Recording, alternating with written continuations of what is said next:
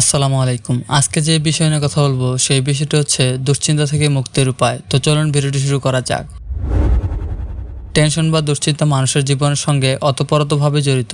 এটি যেন মুদ্রার এপিঠ ওপিঠ। টেনশন ছাড়া মানুষের অস্তিত্ব খুঁজে পাওয়া আজকাল কঠিন ব্যাপার।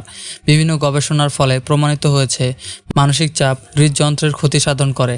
নিউ ইয়র্কের Rochester medical centre for mind BD রিসার্চের মনোরোগবিদ্যার সহকারী অধ্যাপক ডক্টর ক্যাথি হেফনার বলেন, বিভিন্ন তথ্য উপাত্ত বিশ্লেষণ করে জানা গেছে যে দুশ্চিন্তা, স্বল্প পুষ্টির খাবার খাওয়া বা ব্যায়াম করার অনীহার ফলে যেসব শারীরিক সমস্যা দেখা যায়, মানসিক চাপের ফলেও সৃষ্ট সমস্যাগুলো সাধারণত আরও ভয়াবহ হয়ে থাকে।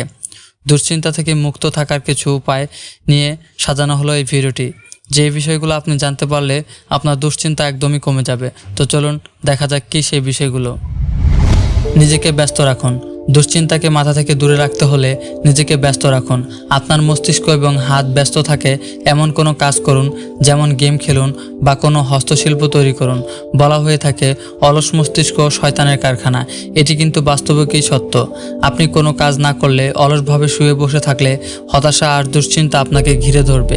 এটাই স্বাভাবিক। তাই যে কোনো কাজের সাথে আপনি নিজেকে ব্যস্ত রাখুন। তালিকা তৈরি করুন।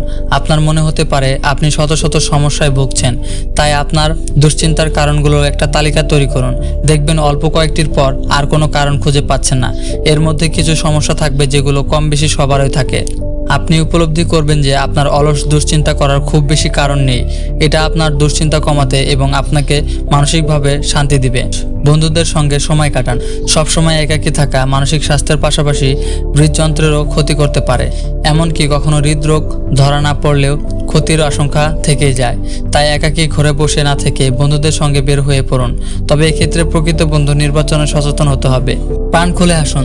2005 সালে পরিচালিত গবেষণায় জানা যায়, সবসময় গম্ভীর থাকার বদলে প্রাণ খুলে হাসলে শতকরা 20 ভাগ বেশি ক্যালোরি পোড়ানো যায়। প্রাপ্তবয়স্ক কিছু মানুষকে নিয়মিত হাস্যকর এবং তুলনামূলক গম্ভীর চলচ্চিত্র দেখানোর পর গবেষকরা এই সিদ্ধান্তে আসেন।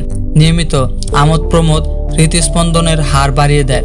2010 সালে প্রকাশিত আমেরিকান জার্নাল অফ কার্ডিওলজির তথ্য অনুসারে হাসি ঠাট্টার ফলে দেহের সংবহনতন্ত্র বা বিভিন্ন নালীর কর্মক্ষমতা বৃদ্ধি পায়। তাই ঠোঁটের কোণে সবসময় হাসি রাখুন, কিংবা পারলে মন খুলে হাসুন। ডায়েরি লিখুন। আপনি হয়তো কখনোই ডায়েরি লেখেননি।